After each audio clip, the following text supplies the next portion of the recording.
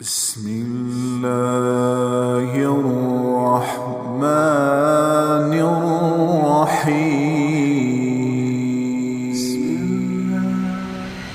یہ سارے نافرمان قوموں کی سرکشیاں اور ان کے جواب اللہ کی کتاب بتلا رہی ہے کہ جب انہیں بتایا گیا کہ ان لکم خالق، تمہارا ایک خالق ہے، اس کا نام اللہ ہے، اس کے سامنے جھکو، ان اعبدوا اللہ واتقوہ واطیعون، یا قوم اعبدوا اللہ ما لکم من الہ غیرہ، اے میری قوم اللہ کے آگے جھکو۔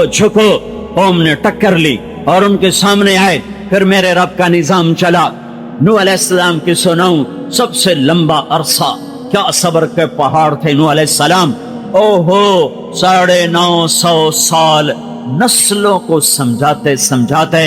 سمجھاتے ان کی بوٹی درد میں، درد کا لفظ بھی چھوڑا، پتہ نہیں کیا کیفیت ہوگی نوح کی، جو 950، باقی قوم کی عمر اتنی لمبی نہیں تھی، نوح علیہ السلام غیر معمولی طور پر لمبی عمر پائے، اور باقی قومیں 200 سال 300 سال ایسے مرتے گئے، ایک نسل، دوسری نسل، تیسری نسل، چوتھی نسل، پتہ نہیں کتنی نسلوں کو سمجھایا ہے۔ اور آگے قوم کا جواب تھا فَأْتِنَا بِمَا تَعِدُنَا إِن كُنْتَ مِنَ الصَّادِقِينَ، وہ عذاب لاؤ تو صحیح جس سے ہمیں ڈراتے ہو۔ تو ایک دن نوح اللہ سے بولے، رب انی دعوت قومی لیلا ونہارا، میرے مولا میں تو بولا کے تھک گیا، فلم یزدہم داعی الا فرارا، یہ میری سن کے اور دور ہو گئے، میرے قریب کوئی نہیں آیا۔ کیا درد بھری فریاد ہے یہ جو سورہ نوح ہے، یہ نوح علیہ السلام کی فریاد ہے، یہ پکار ہے، یہ دعا ہے، اور اللہ تمہیں دعا کا طریقہ بتلا رہا ہے کہ اللہ سے کیسے مانگا جاتا ہے۔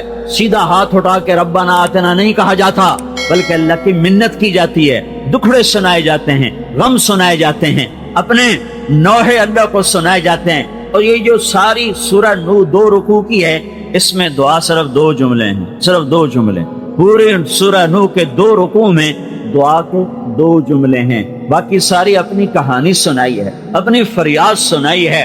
اور یا اللہ دیکھو نا، میری قوم نے یہ کہا، میں نے انہیں یہ کہا، تو میری سن کے بھاگ جاتے تھے۔ وَإِنِّي كُلَّمَا دَعَوْتُهُمْ لِتَغْفِرَ لَهُمْ، جب میں تیری بات کرتا، جعلوا اصابعهم في آذانهم، کانوں میں انگلیاں دیتے، واستغشوا ثيابهم، اپنے چہروں پہ کپڑے ڈال لیتے، وَأَصَرُّوا وَاسْتَكْبَرُوا اسْتِكْبَارًا، اور تکبر میں آگے چلے جاتے۔ ثم انی دعوتهم جہارا، انہوں نے کانوں میں انگلیاں ٹھونسی، میں نے آواز بلند کی، انہوں نے چہروں پہ پردے ڈالے۔ ثم انی اعلنت لهم، میں نے چیخ کے تیرا پیغام سنایا۔ واسررت لهم اسرارا، جب کبھی مجھے کوئی اکیلا ملتا تو اس کی منت کر کے اس کے پاؤں پکڑ، ہاتھ جوڑ، میں اس کے کان میں بات ڈالتا کہ بھائی اللہ کی مان جا، اللہ کے آگے جھک جا۔ وہ نہیں مانے، پھر میں نے کہتا کیا تھا، یا اللہ میں نے یہ کہتا تھا، فَقُلْتُ اسْتَغْفِرُوا رَبَّكُمْ إِنَّهُ كَانَ غَفَّارًا يُرْسِلِ السَّمَاءَ عَلَيْكُمْ مِدْرَارًا وَيُمْدِدْكُمْ بِأَمْوَالٍ وَبَنِينَ وَيَجْعَلْ لَكُمْ جَنَّاتٍ وَيَجْعَلْ لَكُمْ أَنْهَارًا مَا لَكُمْ لَا تَرْجُونَ لِلَّهِ وَقَارًا وَقَدْ خَلَقَكُمْ أَطْوَارًا۔ اے اللہ میں انہیں کہتا رہا، اے اللہ کی مان جاؤ، اے اللہ کی مان جاؤ، استغفار کی کثرت کرو، رزق بھی دے گا، اولاد بھی دے گا، برکتیں بھی دے گا، باغات بھی دے گا، نہریں بھی بہائے گا۔ تمہارے پانی خشک ہو گئے، تمہیں توبہ کا خیال نہ آیا، تمہارے دریا رک گئے، تمہیں توبہ کا خیال نہ آیا، تمہاری بجلیاں بجھ گئیں، تمہیں توبہ کا خیال نہ آیا، تمہارے بازاروں میں بے برکتی کے بامبڑ بھڑک اٹھے، تمہیں توبہ کا خیال نہ آیا، چیزیں غریب آدمی کی پہنچ سے آگے چلی گئیں۔ یہ بھی قحط کی شکل ہے کہ مہنگائی اتنی زیادہ ہو جائے کہ غریب آدمی روٹی بھی نہ کھا سکے، یہ بھی قحط ہے، پر توبہ کا خیال نہ آیا۔ دیکھو یہ پہلا رسول کافروں کی طرف کہہ رہا ہے، او میری قوم توبہ کر جاؤ، توبہ کر جاؤ، حکومت کے خلاف جلد سے جلوس نہ نکالو، وہ تمہارے جیسے مجرم، جیسے میں مجرم ویسے میرے بادشاہ مجرم، جیسے تاجر نافرمان ایسے ہی بادشاہ نافرمان، جیسے زمیندار نافرمان ایسے ہی حکمران نافرمان، ریڑھی والے نافرمان ہیں، اور مزدوری کرنے والے نافرمان ہیں، ہمارا کلرک بھی نافرمان ہے، اور ہمارا بادشاہ بھی نافرمان ہے، ہمارا ریڑھی چلانے والا بھی نافرمان ہے، اور ہمارا اربوں کے کاروبار کرنے والا بھی نافرمان ہے۔ 5 انگلیاں برابر نہیں، نیک لوگ ہر جگہ ہیں، لیکن میں 99% کی بات کر رہا ہوں کہ جنہوں نے اللہ سے بغاوت کی ہوئی ہے۔ پاکستان کا تاجر کھلم کھلا کہتا ہے سود کے بغیر کاروبار نہیں ہو سکتا، اور جھوٹ کے بغیر تجارت نہیں چلتی، اور سیاستدان کھلم کھلا کہتا ہے جھوٹ کے بغیر سیاست نہیں چلتی۔ یہ سارے بازار ان کا جھوٹ نہ بولیں، سودا کیسے بیچیں، خیانت نہ کریں، نفع کیسے کمائیں، سود نہ لینا دینا کریں تو کاروبار کیسے چلائیں۔ جب سارا نظام ہی میرے رب کی نافرمانی کا ہو تو پھر برکتیں کہاں سے آئیں؟ بجلیاں بند کیوں نہ ہوں، پانی روٹ کیوں نہ جائیں، بارشوں کا نظام درہم برہم کیوں نہ ہو جائے؟ میرے بھائیو، یہ اللہ نبیوں کے قصے سنا کر تمہیں اپنے سامنے جھکنے کی دعوت دیتا ہے۔ اللہ کے آگے جھکو، اللہ کے آگے جھکو۔ ساری نوح کی کہانی اللہ کیوں سنا رہا ہے؟ کہ تمہیں پتہ چلے کہ اللہ قوموں کے ساتھ کیا کرتا ہے اور نبی کیسے پستا ہے۔ یا اللہ، میں نے ان سے کہا وہ توبہ کرو، بارشیں بر وقت ہوں گی، نہریں چل جائیں گی، باغات لگ جائیں گے، اولاد اور رزق میں اللہ برکت دے گا۔ تم اللہ کے دربار میں جھکو، اس کو عزت دو، اس سے وقار دو، وہ تمہاری عزت کو بڑھائے گا۔ تم اللہ کے شکر ادا کرو۔ الم تروا کیف خلق اللہ 7 سماوات طباقا وجعل القمر فیہن نورا وجعل الشمس سراجا واللہ انبتکم من الارض نباتا ثم يعيدكم فيها ويخرجكم اخراجا واللہ جعل لكم الارض بساطا لتسلكوا منها سبلا فجاجا۔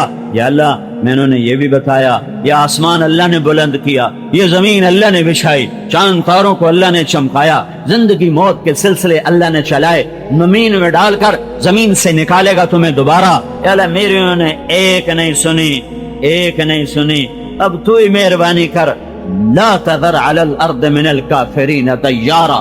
دعا تو صرف ایک جملہ ہے، 2 جملے، باقی سارا دکھڑا ہے، نوحہ ہے، غم کی داستان ہے۔ اللہ تعالیٰ کا نظام چلا اور اللہ تعالیٰ نے ایک بھی زندہ نہ چھوڑا، سب کو پانیوں میں بہا دیا، اور قیامت تک تمہیں سبق دیا ہے کہ بھائیو، اللہ کے آگے جھکو گے تو دنیا بھی بنے گی، آخرت بھی بنے گی۔ اگر اللہ سے بغاوت ہو گئی، اگر اللہ سے ٹکر لے لی تو نہ ایٹمی طاقتیں بچا سکیں گی، نہ تمہارا اپنا ایٹمی نظام تمہیں بچا سکے گا، نہ تیل۔ عربوں کو تیل نے عزت دی، عربوں نے تیل سے عزت پائی۔ کیا عرب قوموں نے تیل کے ذریعے سے اقتدار حاصل کیا؟ جیسے ہم ذلیل ویسے وہ ذلیل، جیسے ہم پست ویسے وہ پست۔ باقی جھنڈے والی گاڑیاں اور لمبی لمبی گاڑیاں اور بڑی بڑی بلڈنگیں، نہ اس کا نام عزت ہے، نہ اس کا نام آزادی ہے۔ آزادی اور چیز ہے، ذلت اور چیز ہے، غلامی اور چیز ہے، عزت اور چیز ہے۔ حضرت علی کی سنو، من اراد عزا بلا عشیرہ وغنا بلا مال وہیبتا بلا سلطان وبجاہتا بلا اخوان۔ جو آدمی غنی بننا چاہتا ہے بغیر پیسے کے، من اراد عزا بلا عشیرہ، جو آدمی عزت چاہتا ہے خاندان کے بغیر، غنی بننا چاہتا ہے مال کے بغیر، وجاہت چاہتا ہے سپورٹر کے بغیر، مقام و مرتبہ چاہتا ہے ووٹر سپورٹر کے بغیر، کیا کرے؟ من اراد عزا، مجھے عزت چاہیے، میں خاندانی نہیں، مجھے مال چاہیے، میرے پاس ہے کوئی نہیں، مجھے ہیبت چاہیے، میرے پاس طاقت کوئی نہیں، مجھے وجاہت چاہیے، میرے پاس میری کوئی عزت کرنے والا کوئی نہیں، تو میں کیا کروں؟ تو تمہیں لوگ کہیں گے پیسہ بناؤ، پھر سیاست میں آؤ، پھر الیکشن لڑو، پھر تم ایم پی اے بنو، پھر تم بادشاہوں کو مال ٹکاؤ تو تمہیں کوئی وزیر بنا دے گا، تو پھر تمہارے آگے جھنڈا لگا ہوگا، آگے ہوٹر بجے گا، آگے تمہارے اسکاؤٹ چلے گا، پھر تمہیں عزت مل جائے گی۔ یہ سورے الو یہ ذہن بنا رہے ہیں۔ سنو علی کی، سنو وہ کیا کہہ رہا ہے، من اراد عزا بلا عشیرہ، عزت چاہیے اور خاندان نہیں، غنن بلا مال، غنی بننا چاہتا ہے، پیسہ کوئی نہیں، ہیبتن بلا سلطان، ہیبت چاہتا ہے، طاقت کوئی نہیں، وجاہتن بلا اخوان، وجاہت چاہتا ہے، اس کو سلام کرنے والا کوئی نہیں، یہ کیا کرے؟ تو حضرت علی کا فرمان ہے فَلْيَخْرُجْ مِنْ ذُلِّ مَعْصِيَةِ اللَّهِ إِلَىٰ عِزِّ طَاعَةِ اللَّهِ۔ اللہ کی نافرمانی چھوڑ دے اور اللہ کا فرما بردار بن جائے تو اللہ ہر چیز باندھی بنا کر اس کے قدموں پہ قربان کر دے گا۔ عزت اور ذلت یہ گاڑیوں بنگلوں کا نام نہیں ہے، یہ ڈگری عہدوں کا نام نہیں ہے، یہ ایک کیفیت ہے جو اللہ تعالیٰ طاری فرماتا ہے اور دلوں کے اندر اتار دیتا ہے۔ ذلت بھی ایک کیفیت ہے جو اللہ تعالیٰ اتار دیتا ہے۔ آج تو دیکھ لو، دیکھو تمہیں نظر آ رہا ہے دنیا کا 70% تیل مسلمانوں کی سرزمین میں ہے اور ذلت کی چادر ہے۔ اجتماعی حال سامنے آ گیا۔ اپنے حکمرانوں کو دیکھو، ان کے آگے جھنڈے والی گاڑیاں، ان کے آگے ہوٹر، اور اللہ نے لوگوں کے دلوں میں ان کی نفرت اور حقارت کو بٹھا دیا ہے۔ ایم این اے گالی بن گیا ہے، ایم پی اے گالی بن گئے ہے، وزیر اور ناظم کے نام یہ گالی بن گئے ہیں۔ باہر ان کو سلام ہو رہے ہیں لیکن دلوں میں نفرت کی آگ ہے۔ میرے بھائیو، ایک اللہ کے آگے جھک جاؤ، ایک اللہ کے آگے جھک جاؤ، اللہ سے دوستی لگا لو، اللہ کو اپنا بنا لو تو یہ جہان بھی تمہارا ہے، وہ جہان بھی تمہارا ہے۔ یا ابن آدم اطلبنی تجدنی فإن وجدتنی وجدت كل شيء وإن فتنی فاتك كل شيء وأنا خير لك من كل شيء۔ میرا بندہ میری طلب میں آ، اللہ کو پالے، آسمان اس کا ہے، بلندیاں تیرا نصیب بن جائے گا۔ اللہ کو پالے، زمین اس کی ہے، خزانے تیرا نصیب بن جائے گا۔ اللہ کو پالے، جنت اس کی ہے، رضا تیرا نصیب بن جائے گا۔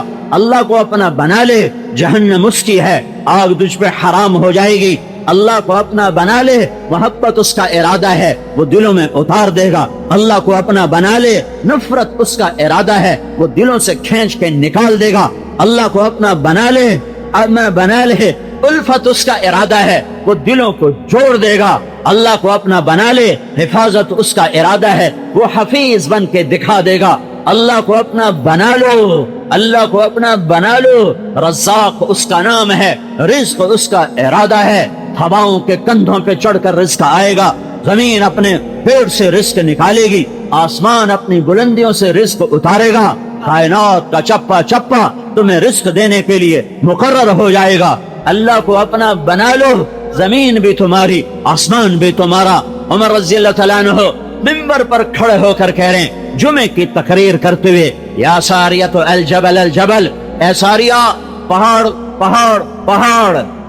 جب نماز سے اترے، منبر سے اترے، عبد الرحمن بن عوف نے کہا یہ کیا کہہ رہے تھے جمعے کے خطبے میں؟ یا ساریۃ الجبل الجبل، ساریہ بلوچستان کے پاس بندر عباس ایک جگہ ہے، جنگ ہو رہی ہے، ساریہ رضی اللہ تعالیٰ عنہ کو شکست ہو چکی ہے، مسلمانوں کے قدم اکھڑ چکے ہیں، اور عمر رضی اللہ تعالیٰ عنہ فرما رہے ہیں مجھے نظر آیا کہ ساریہ کے ایک فوج کے قدم اکھڑ گئے، آگے مجھے ایک پہاڑ نظر آیا تو میرے جی میں آیا اگر ساریہ کا لشکر پہاڑ پر پہنچ کر پلٹ کے حملہ کرے اور پہاڑ کو اپنی پشت میں کر لے تو پھر فتح ہو سکتی ہے۔ تو میرے منہ سے بے ساختہ نکلا یا ساریۃ الجبل الجبل۔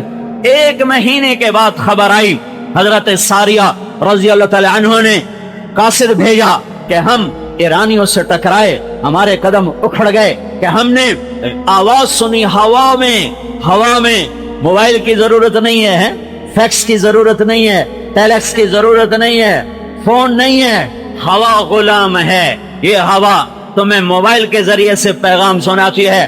عمر اللہ کا غلام بنا، ہوا اس کی غلام بن گئی، اور ہم نے آواز سنی اے ساریہ پہاڑ کو اونٹ میں، پہاڑ کو پشت پہ لے کر پلٹ کے حملہ کر، تو ہم نے پہاڑ تک بھاگے، پھر ہم نے پلٹ کے جو حملہ کیا تو اللہ تعالیٰ نے ہمیں فتح عطا فرما دی۔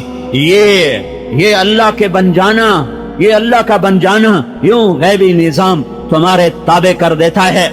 حضرت ام شریک رضی اللہ تعالیٰ عنہ، ام الصائب رضی اللہ تعالیٰ عنہ کا بیٹا مر گیا، یہ تازہ ہجرت کر کے مسلمان ہو کے مدینے میں آئی ہیں، اس کو غسل دیا گیا، کفن دیا گیا، جنازہ پڑھنے لگے تو آپ نے کہا اس کی ماں کو تو بلاؤ، اپنے بچے کو دیکھ لے، اس کو پتہ بھی نہیں تھا، وہ اصحاب صفہ میں سے تھے، وہاں ان کا انتقال ہوا، ان کی ماں کو پتہ چلا میرا بچہ مر گیا ہے، وہ آئیں اور میت کی پاؤں کی طرف بیٹھ کر چارپائی کو پکڑا، اللہ کے نبی سے نہیں کہا میرے لیے دعا کر یا رسول اللہ، خود اپنے اللہ سے بات کی، اے رب آمنت بک طوعا وہاجرت الیک رغبا فلا تشمت بی الاعداء. میرے مولا میں نے تیری محبت میں تیرا کلمہ پڑھا، تیرے اور تیرے رسول کے عشق میں نے اپنا گھر چھوڑا، آتے ہی میرا بچہ مر گیا، سارا قبیلہ مجھے تانا دے گا، دیکھا باپ دادے کا دین چھوڑ کے مزہ چکھ لیا، بیٹا مروا لیا، اے میرے رب مجھے یہ تانے سننے کی طاقت نہیں، میرا بچہ مجھے واپس کر دے. حضرت انس فرماتے ہیں اس کی ماں کے الفاظ پورے ہی ہوئے تھے کہ اس نوجوان نے خود کفن اپنے چہرے سے ہٹایا، خود اپنے ہاتھوں سے کفن ہٹایا اور اٹھ کے بیٹھ کر ہمارے ساتھ اس نے بیٹھ کے کھانا کھایا. جب اللہ ساتھ ہوتا ہے تو یوں غیبی نظام ساتھ چلتے ہیں. اللہ کو اپنا بنا لو، اللہ کو اپنا بنا لو، پھر گھروں میں بھی برکتیں. ایک صحابی گھر میں تشریف لائے، بیوی سے پوچھا کھانے کو کچھ ہے؟ کہا کچھ نہیں. وہ پریشان ہو کے گھر سے باہر چلے گئے. ان کی بیوی نے تندور میں لکڑی ڈال دی کہ دھواں اٹھے اور پڑوس کو پتا چلے کہ گھر میں فاقہ نہیں ہے، روٹی پکنے والی ہے. تندور میں لکڑی ڈال رہی ہے اور ایک دانہ نہیں ہے روٹی آٹا گوندھ کے روٹی پکانے کے لیے، ایک دانہ گھر میں نہیں ہے. اور اس نے لکڑی تندور میں ڈال کے جلا دیا کہ اے اللہ ہم بھوکے ہیں، ہمیں کھانا کھلا. اور اندر آ کر خالی چکی چلانی شروع کر دی، خالی، تاکہ چکی چلنے کی آواز سے پڑوس کو پتا چلے کہ آٹا بھی پیندی پئی ہے، تو تندور بھی تائی کھلوتی ہے، تو روٹیاں بھی لا لی سی. اپنے فاقے کو یوں چھپایا. اتنے میں خامن نے دروازے پر دستک دی، یہ اٹھ کر باہر گئی ہیں دروازہ کھولنے. جب واپس آئی ہیں تو تندور سے خوشبو، جب تندور میں دیکھا تو تندور روٹیوں سے بھرا ہوا اور اس میں پوری بکرے کی ران بھنی ہوئی موجود. جب کمرے میں داخل ہوئی ہیں تو چکی میں سے آٹا نکل رہا ہے. یہ حیران پریشان ہے، یہ آٹا کتھوں آئی جاندہ ہے.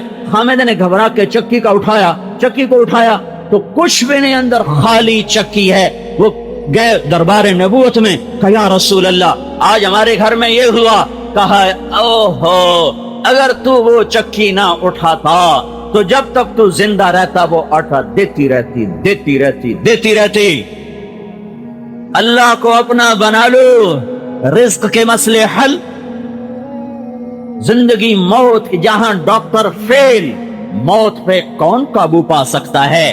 جالینوس بہت بڑا حکیم گزرا ہے، حضرت عیسیٰ علیہ السلام کے زمانے میں تھا، مصر میں، اب فلسطین میں. جالینوس سے کہا گیا ایک فلسطین میں حکیم آیا ہے جو مردے زندہ کر دیتا ہے. تو جالینوس نے فوراً کہا کسی طبیب کے بس میں نہیں ہے کہ موت سے لڑ سکے، وہ نبی ہوگا، وہ طبیب نہیں ہو سکتا، وہ نبی ہوگا. جہاں طبیب عاجز وہاں تم اللہ کو تو اپنا بناؤ. اور ام صاحب پھر پہلے مری اور یہ بچہ حضرت عثمان کے زمانے میں جا کے اس کا انتقال ہوا. اور یہ تو صحابی ہیں. آگے چلو، تابعین کا دور ہے، تابعین. اور ایک تابعی ہیں نباتا بن یزید رحمت اللہ علیہ، یمن سے چلے ہیں جہاد کے لیے، گدھے پر سوار ہیں، راستے میں گدھا مر گیا، سامان اس کے اوپر ہے. نیچے اترے، 2 نفل پڑھ کر کہا میرے مولا تو بے نیاز ہے اور میں نیاز مند ہوں، تو غنی ہے اور میں محتاج ہوں. میرا سفر ہے، سامان کہاں سے اٹھاؤں، سفر کہاں سے پورا کروں، میرے گدھے کو زندہ فرما. یہ کہہ کر اٹھے اور چھڑی لی اور زور سے مارا اس کی پشت پر. قم باذن اللہ، تو گدھا اچھل کے وہ کھڑا ہوا. یہ نباتا پہلے مرے اور وہ گدھا بعد میں مرا. امام شافعی نہیں شعبی فرماتے ہیں کہ میں نے کوفہ کی منڈی میں اس گدھے کو بکتے دیکھا، فروخت ہوتے دیکھا. اللہ سے دوستی لگا لو، یہ نظام تمہارے حق میں یوں چلیں گے. یہ نظام اللہ تمہارے لیے معیشت کا نظام، حفاظت کا نظام. ابو مالک رضی اللہ تعالی عنہ سفر میں ڈاکو پڑا. ابھی میں تھا، ایک دوست ملے، کہا جی ڈاکو نے گھیرے میں لے کر مال بھی لوٹ لیا، عورتوں کا زیور بھی اتار لیا گن پوائنٹ پر. میں رونے کے سوا کیا کر سکتا ہوں، میرے پاس آنسوؤں کے سوا کچھ نہیں. جب قوم اللہ کی باقی ہو تو پھر اللہ ظالموں کے حوالے کر دیتا ہے. جب 95% لوگ نماز نہ پڑھتے ہوں، 100% نوجوان گانے سنتے ہوں، 100% نوجوان ماں باپ کے نافرمان ہو، جب فیصل آباد میں شراب بیچی بھی جا رہی ہو، بنائی بھی جا رہی ہو، انعام بانڈ بک بھی رہے ہوں، فروخت بھی ہو رہے ہوں، اور لوٹری کی اسکیمیں اخباروں میں اشتہار دیے جا رہے ہوں اور اسے انعام کے نام سے جوئے کو حلال کیا جا رہا ہو، اور جب سود کی عمارتیں ہر محلے میں کھڑی ہوئی ہوں اور اذان پر نماز کی طرف جانے والا 100 میں 10 سے اوپر آدمی نہ ہو، جب عورتیں بے پردہ ہو کر کپڑے اتار چکی ہوں اور پردے سے باہر نکل آئی ہوں، اور جب مسلمان کی بیٹی گھنگرو باندھ کے ناچ رہے ہو، نچانے والا بھی مسلمان ہو، ناچنے والی بھی مسلمان ہو، اور اسے پیسہ کمانے والا اسے بزنس کا نام دے رہا ہو کہ ہماری تجارت ہے، یہ ہماری تجارت ہے، جب یہ سب کچھ ہوگا تو پھر میرا اللہ روٹھ جائے گا، پھر میرا اللہ ناراض ہو جائے گا، پھر ہمیں منانا پڑے گا۔ نہیں منائیں گے تو ایسے ہی انسانی شکل کے درندے ہم پہ مسلط ہوں گے، بھیڑیے ہم پہ مسلط ہوں گے۔ کہتے ہیں موبائل کو موبائل کی خاطر قتل کر کے چلا گیا تو تم نے اسے انسان سمجھا تھا، وہ تو انسان تھا ہی نہیں۔ بھیڑیا جب بکری پہ وار کرتا ہے تو کبھی اس کو خیال آتا ہے کہ اس کے چھوٹے چھوٹے دودھ پینے والے بچے ہیں، میں اس بکری کو نہ کھاؤں۔ شیر جب ہرنی پہ کودتا پھاڑتا ہے تو اسے کبھی خیال آتا ہے کہ اس کے چھوٹے چھوٹے بچے ہیں، میں اسے کچھ نہ کہوں۔ سانپ جب کسی نوجوان کو ڈستا ہے تو اسے کبھی خیال آتا ہے کہ یہ بوڑھی ماں کا واحد سہارا ہے، میں اسے نہ ڈسوں۔ جب انسان انسانیت سے نکلتا ہے تو پھر سانپ تھوڑا نقصان پہنچاتا ہے، یہ بڑے اژدہا ہوتے ہیں۔ پھر بھیڑیا تھوڑا خون بہاتا ہے، یہ بڑے خوفناک بھیڑیے، تمہیں دیکھنے میں وہ انسان نظر آ رہے ہوتے ہیں لیکن اللہ کی قسم وہ بھیڑیے ہوتے ہیں، وہ بھیڑیے ہوتے ہیں، وہ شیر ہوتے ہیں، وہ سانپ ہوتے ہیں، وہ پشو ہوتے ہیں جنہیں پھاڑتے ہوئے، چیرتے ہوئے، ڈستے ہوئے یہ پرواہ نہیں ہوتی ہے کہ اس کے بچے ہیں، یہ بوڑھی ماں کا واحد سہارا ہے۔ جاؤ دفتروں میں دیکھو رشوت لینے والے وہ بھیڑیوں کی شکل میں بیٹھے، جاؤ ہسپتالوں میں دیکھو ڈاکٹروں کی شکل میں بھیڑیے بیٹھے ہوئے، جاؤ 8 بازاروں میں دیکھو تاجروں کی شکل میں چیتے بیٹھے ہوئے، منڈیوں میں چلے جاؤ آرتیوں کی شکل میں سانپ بیٹھے ہوئے۔ جب سارا بازار، سارے گھر سانپوں سے بھرے ہوں، بھیڑیوں سے بھرے ہوں تو بھائیو پھر چھوٹے بھیڑیے پہ بڑا بھیڑیا آتا ہے اور چھوٹے شیر پہ بڑا شیر آتا ہے، چھوٹے سانپ کو بڑا سانپ نگل جاتا ہے۔ میں کیا کروں؟ میں جو بتا رہا ہوں میں اپنی نہیں بتا رہا، میں تمہیں اللہ کی سنا رہا ہوں، اس کے محبوب کی سنا رہا ہوں۔ ففروا الی اللہ، ففروا الی اللہ، اوے اللہ کی طرف دوڑو، اوے اللہ کی طرف دوڑو۔ فسیکفیکہم اللہ، فسیکفیکہم اللہ، تمہیں کافی ہو جائے گا، تمہیں کافی ہو جائے گا۔ الیس اللہ بکاف عبدا، اور میں تمہیں کافی نہیں ہوں۔ دعا والے بن جاؤ۔ ہے ابو مالکہ ڈاکو پڑ گیا، کہنے کے 2 نفل پڑھنے دے، کہنے کے میرا مال لے، مجھے کیوں مارتا ہے؟ کہا نہیں، تجھے چھوڑ دیا تو تو عمر بن خطاب کو بتائے گا، پھر میں پکڑا جاؤں گا، پھر میں مارا جاؤں گا، لہذا پہلے تو میں قتل کروں گا، پھر تیرا مال لوٹوں گا۔ کہا اچھا تو پھر مجھے 2 نفل پڑھنے دے۔ کب پڑھ لو؟ کہ میں 2 نفل پڑھ لو۔ تو انہیں 2 نفل پڑھے، سلام پھیرا، اس نے نیزہ اٹھایا، اس نے کہا یا ارحم الراحمین، تو ایک آواز آئی لا تقتل، مت مارو۔ اس نے ادھر ادھر دیکھا، کوئی نظر نہیں آیا، اس نے پھر نیزہ اٹھایا، پھر یوں اس کو مارنے لگا، پھر آواز آئی لا تقتل، مت مارو۔ پھر اس نے دائیں بائیں دیکھا، کوئی جب نیزہ اٹھائے وہ کہیں یا ارحم الراحمین۔ پھر جب اس نے تیسری دفعہ نیزہ اٹھایا تو ایک دم ایک سوار سامنے آیا اور اس کے ہاتھ میں بھی اس سے لمبا نیزہ، اس نے تھوڑا سا یوں کیا، وہ نیزہ اس کے سینے کے پار ہو گیا اور وہ الٹ کے گرا اور اس کے وجود میں آگ لگ گئی اور وہ جل کے راکھ ہو گیا۔ تو ابو مالکہ رضی اللہ تعالیٰ عنہ کھڑے ہو کر فرمایا کون ہے تیرے طفیل؟ اللہ نے مجھے بچایا۔ وہ کہنے لگا میں 4تھے آسمان کا فرشتہ ہوں۔ جب تو نے اللہ کو پکارا تو 7 آسمان میں چیخ، اور لاکھوں چیخنے والے تو سنوائی نہیں ہے، ایک پکارا تھا اور آسمان کے فرشتے رو پڑے تھے۔ کوئی انسان تو ہو، کوئی انسان تو ہو۔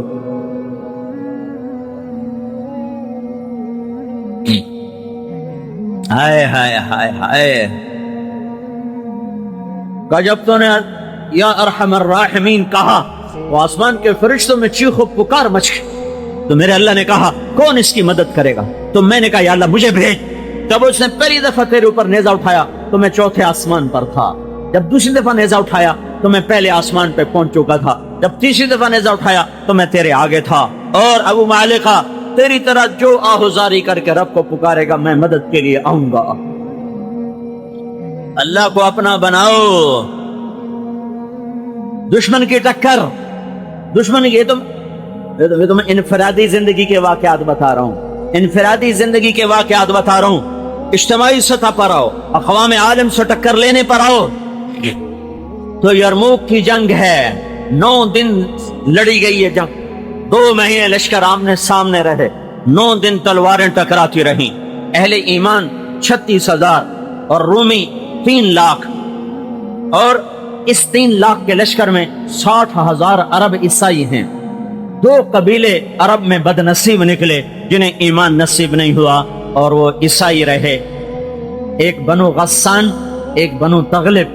بنو تغلب تو پتہ نہیں ہے کہ نہیں ہے، بنو غسان آج بھی اردن کا ایک شہر ہے کرک، جیسے ہمارا شہر ہے کرک، اردن میں ایک شہر ہے کرک، میں وہاں گیا تھا جماعت میں، تو وہ عرب عیسائی آج بھی اس نسل کے موجود ہیں۔ یہ 2 قبیلے بد نصیب نکلے۔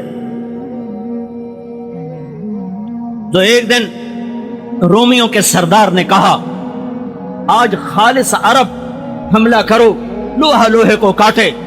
اس نے جبلہ بن اہم سے کہا آج تو اپنا لشکر آگے رکھ، ہم تیرے پیچھے ہوں گے، شاید آج کوئی فیصلہ کن بات ہو جائے، چونکہ لشکر آمنے سامنے ہیں، جواسیس آ جا رہے ہیں۔ تو یہ بات پہنچی مسلمانوں کے پاس، تو خالد بن ولید رضی اللہ تعالی عنہ نے ابو عبیدہ یہ امارت سے معذور ہو چکے ہیں، یہ بھی ایک عجب کہانی ہے، کیا لوگ آئے تھے، آئے شاہ کا گئے وعدہ فردا لے کر، ابو نے ڈھونڈ چرا کے رخ زیبا لے کر، یہ خالد بن ولید معذور ہو چکے ہیں۔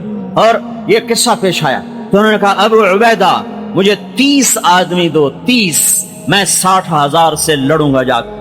تو ابو سفیان کہنے لگے مذاق کر رہے ہو، سنجیدہ ہو؟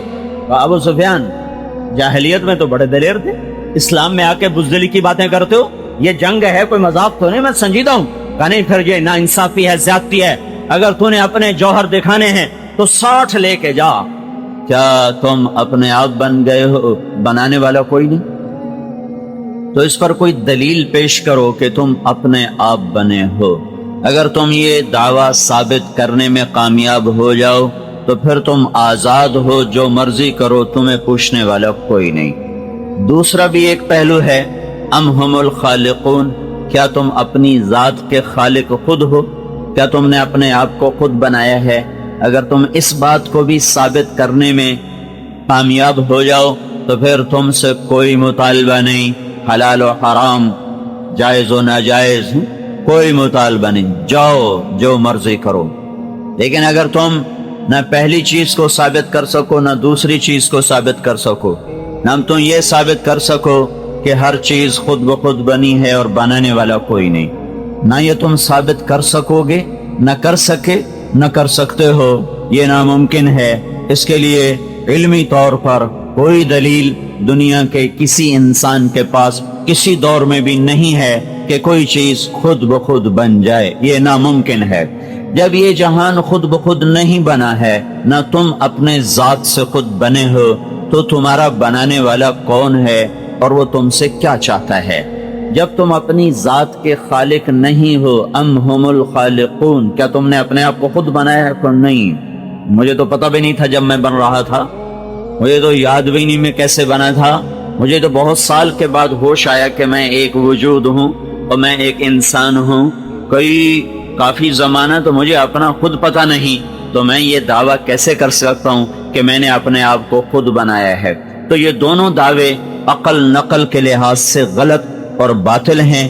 نہ چیز کوئی خود بخود چیز بنتی ہے، نہ کوئی اپنے آپ کو خود پانی نے اپنے آپ کو پانی نہیں بنایا، پہاڑ نے اپنے آپ کو پہاڑ نہیں بنایا، دھرتی نے اپنے آپ کو دھرتی نہیں بنایا، آکاش نے اپنے آپ کو آکاش نہیں بنایا، آگ نے اپنے آپ کو خود نہیں گرمایا، اور پانی نے اپنے آپ کو خود روان نہیں کیا، اور سورج کی آگ اس کا ذاتی سرمایہ نہیں ہے، اور اس کی گردش اس کی ذاتی طاقت نہیں ہے، چاند کی ٹھنڈک اس کا ذاتی سرمایہ نہیں ہے، اور اس کا گھٹنا اور بڑھنا اس کا اپنا ذاتی ارادہ نہیں ہے۔ ستاروں کی گردش ان کے اپنی ذاتی طاقت نہیں ہے، اور ان کا فضا میں معلق ہو کے بے کروں وسعتوں میں ایک ترتیب کے ساتھ دوڑتے چلے جانا، یہ ان کا ذاتی ارادہ اور ذاتی ان کی تدبیر نہیں ہے۔ تو جب یہ سب کچھ جو کچھ نظر آتا ہے جو ہم اپنا ذاتی وجود نہیں ہے، تو کون ہے جس نے یہ سب کچھ بنایا ہے؟ بچھی ہوئی زمین تو ہے، بچھانے والا کون ہے؟ اٹھا ہوا بلند آسمان تو ہے، اسے بلند کرنے والا کون ہے؟ چلتی ہوئی ہوائیں تو ہیں، ان ہواؤں کو رخ رنگ دینے والا کون ہے؟ بہتے ہوئے پانی تو ہیں، انہیں بہانے والا کون ہے؟ گلاب میں خوشبو تو ہے، اس کو مہکانے والا کون ہے؟ اس میں رنگت جو ہے، اس کو رنگت دینے والا کون ہے؟ تھنوں میں دودھ تو اترا، یہ نکالنے والا کون ہے؟ کوئلہ کاربن بنا، کاربن سے وہ ہیرا بنا، یہ ہیرا خود بخود بنا یا کوئی بنانے والا ہے؟ پتھر سیاہ سفید خود بخود بنا یا کوئی بنانے والا ہے؟ اور درخت پہ پھل اپنے آپ لگا یا کوئی لگانے والا ہے؟ بادل خود جمع ہوئے یا کوئی جمع کرنے والا ہے؟ دھوئیں میں پانی خود بھرا یا کوئی بھرنے والا ہے؟ وہ اپنی طاقت سے اترا یا کوئی اتارنے والا ہے؟ میں نطفے سے انسان اپنے ارادے سے بنا یا کوئی بنانے والا ہے؟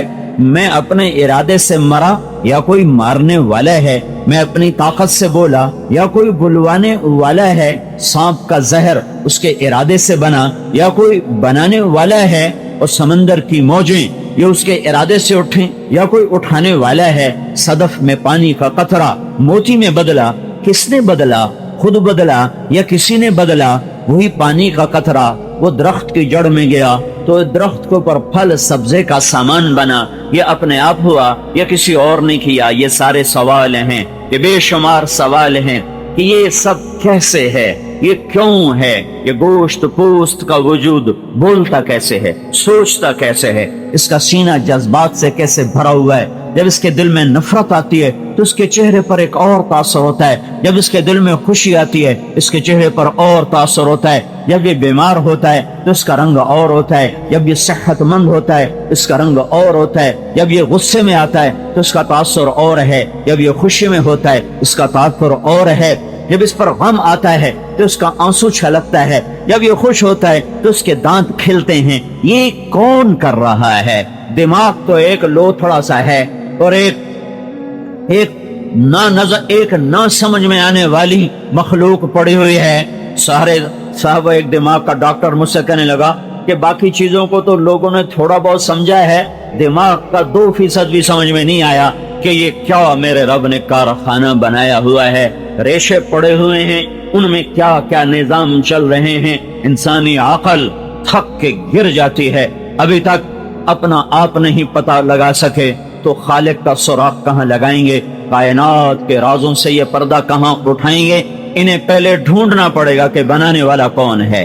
شیخ عبد القادر جیلانی رحمۃ اللہ علیہ قافلے میں علم حاصل کرنے کے لیے جا رہے تھے۔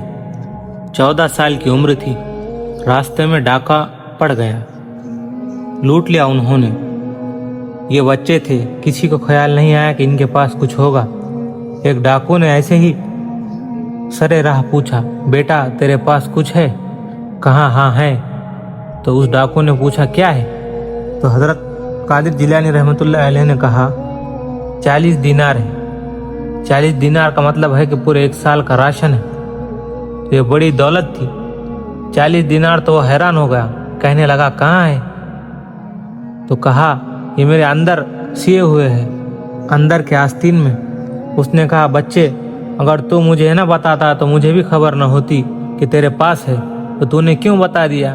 کہا مجھے میری ماں نے کہا تھا کہ بیٹا سچ بولنا چاہے جان چلی جائے، یہ ماں کا سبق ہے، اور جب ماں کو ہی نہیں پتا ہو کہ سچ بولنے میں نجات ہے تو بچے کو کیا بتائے گی؟ تو وہ ڈاکو اس کو پکڑ کر ڈاکوؤں کے سردار کے پاس لے گیا کہ سردار اس بچے کی بات سنو۔ تو ساری کہانی سنائی۔ تو سردار نے کہا بیٹا تو نے کیوں بتا دیا؟ نہیں بتاتا تو ہمیں کوئی پتہ نہ چلتا۔ کہا میری ماں نے مجھ سے کہا تھا جھوٹ نہ بولنا، سچ بولنا چاہے جان چلی جائے۔ اس پر وہ رو گیا اور ڈاکوؤں کا سردار اس کی داڑھی आंसुओं से तर हो गई। ए अल्लाह, ये मासूम बच्चा अपनी माँ का इतना फरमाबरदार और मैं पूरा जवान होकर तेरा नाफरमान, मुझे माफ कर दे। सारे डाकुओं से तौबा करवाई और ये उसका जरिया वो माँ बनी जो जिलान में बैठी है, जिसको पता भी नहीं है कि उसका बच्चा कहाँ से कहाँ तक पहुँच गया। बनी इसराइल में कहत आया जो बड़ा जबरदस्त कहत था। बनी इसराइल ने कहा, ए मूसा, अल्लाह ताला इस कहत को दूर करे। मूसा अलैहिस्सलाम ने 70,000 लोगों को लेकर नमाज पढ़ी और दुआ मांगी, ए अल्लाह बारिश बरसा। सूरज की आग और बढ़ गई। वो कहे, या अल्लाह, हम बारिश की दुआ कर रहे हैं, आप सूरज की तपिश को बढ़ा रहे हैं। तो अल्लाह ताला ने फरमाया, तुम में एक आदमी है जिसने पिछले 40 साल में एक नेकी भी नहीं की और 40 बरस हो गए मुझे ललकार रहा है और मेरी नाफरमानी कर रहा है, तुला हुआ है, उस वजह से बारिश रुकी हुई है। उसे कहो कि बाहर आकर अपने आप को जाहिर करे, तब बारिश होगी। मूसा अलैहिस्सलाम ने फरमाया, आए बदबख्त इंसान, जिसे 40 साल गुजर गई का अच्छा काम न किया, बाहर आओ, तेरी वजह से हम आजाब में हैं। उसे तो है ही कौन, मैं कौन हूँ, लेकिन किसी को पता नहीं कि कौन है। कोई बाहर नहीं निकला। वो अपने दिल में कहने लगा, मैं अगर बाहर निकल जाऊं तो अपने को जलील और रुस्वा करूं, और अगर खड़ा रहूं तो मेरी वजह से बारिश रुके, सारी मखलूक परेशान होगी। उसने अपने चादर में अपने मुंह को छुपा लिया कि कोई देखे नहीं कि मेरे आंसू निकल रहे हैं। सर झुकाया, ऊपर चादर डालकर आंसुओं को 2 कतरे निकाले और कहने लगा, या अल्लाह, या अल्लाह, मैं 40 साल नाफरमानी करता रहा और तू मुझे मोहलत देता रहा। तूने किसी को नहीं बताया कि मेरी रात कैसे गुजरती है, तूने किसी को नहीं बताया कि मेरा दिन कैसे गुजरता है। अब मैं तेरे सामने तौबा करता हूँ, तू किसी को न बताना, मेरी तौबा कबूल कर ले। अभी उसकी दुआ पूरी नहीं हुई कि काली घाटी आ गई और छमछम बारिश हुई और मूसा अलैहिस्सलाम कहने लगे, या अल्लाह, निकला तो कोई भी नहीं, तो बारिश कैसे हो गई? तो अल्लाह ताला ने इरशाद फरमाया, जिसकी वजह से रुकी थी उसकी वजह से कर दी, वो तायब हो गया। ऐसा बड़ा जमीन व आसमान का बादशाह और मेहरबान, ऐसा कि 40 साल की नाफरमानियों को 2 आंसू में धो दिया।